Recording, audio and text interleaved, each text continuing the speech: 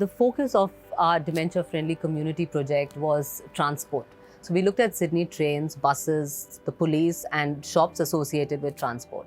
To do that, it was not just Anglicare. We partnered with Western Sydney Local Health District, the Dementia Advisor, and we worked with people living with dementia and their carers. And together we formed this Western Sydney Dementia Working Group. So I guess the project was looking at ways that we might be able to educate train and bus staff to be more aware of people with dementia and more confident in being able to support them if they become agitated or upset when they're on the train. We decided to take it to the Dementia Working Group and we discussed that how to develop the training, and we tested that whether the time, and as we said that people living with dementia was part of the training, we will be provided to Sydney trains and buses. So it was discussed thoroughly in the group, and then we come up with the training module. We came up with the pre and post training surveys. So everything was actually approved by the working group. So what we started off with was first just writing. Our objective was Sydney trains, buses, police and shops. So the first point of protocol was write to all of them and see who responds. Sydney trains responded immediately. Unfortunately, the group we targeted, we didn't get the response except for Sydney trains.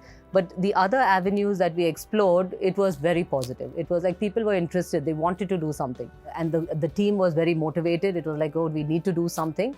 So then ideas came in from the working group that let's just go out to the general population. Let's just meet people and talk to them about dementia and create a friendly community from the base.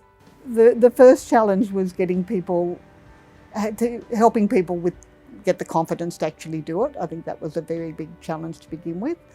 Really, when I think of challenges, it's a lot of things we haven't overcome yet, and that's being able to get into some of the other places, being able to work with the buses, being able to perhaps even expand that to retail shops or to libraries, and those challenges we're still working on.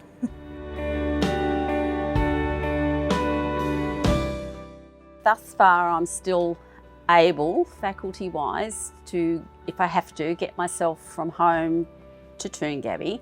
I'm familiar with that. I once lived in Toongabbie, so that's relatively easy. But if I have to go somewhere that I don't do on a regular basis, it's very confronting, and then not everyone is nice. The problem is that trains and buses can be very, very confusing. Train stations can be very busy.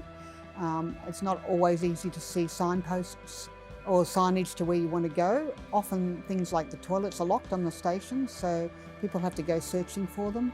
But when people think you got dementia, they think, oh, keep away from them. So they isolate you as well. They don't include you in activities as much. And you make you feel like a fool.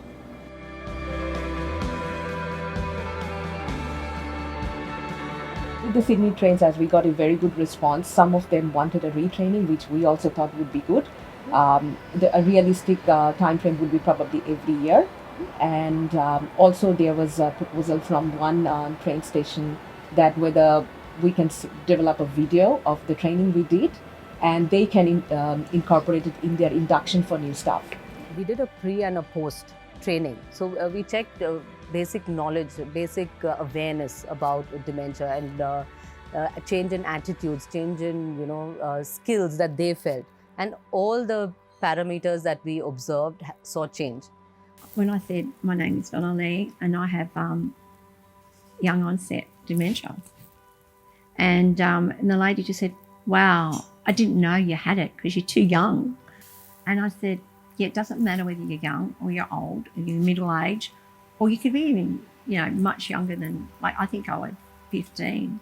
I'm not shy to say that I am, because I'm proud to have dementia. Because you know why?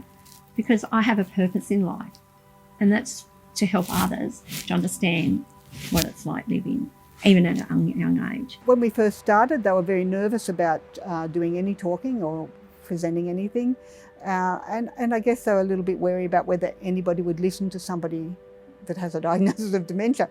But the response was so positive, particularly for their part of the training, that I think that that's given them the confidence to talk out, not just in the training sessions, but at other times to identify themselves as somebody with dementia and to ask for help.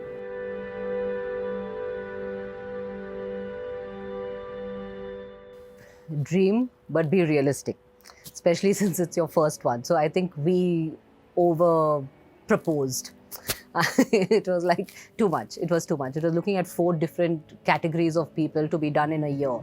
I think that was a bit too much. So it was focus on one. So you've got enough time to focus on one group. So start small. Think small to start with. You're aiming big, but you're starting small. And then each year you look at, taking on a little more. If you have an idea, a passion, that you want to make a difference in someone's life, especially if you know someone who has dementia, and you just run with it. But involve other people. Don't do it on yourself. Get a group of people who understand, who come to us, because we have ideas.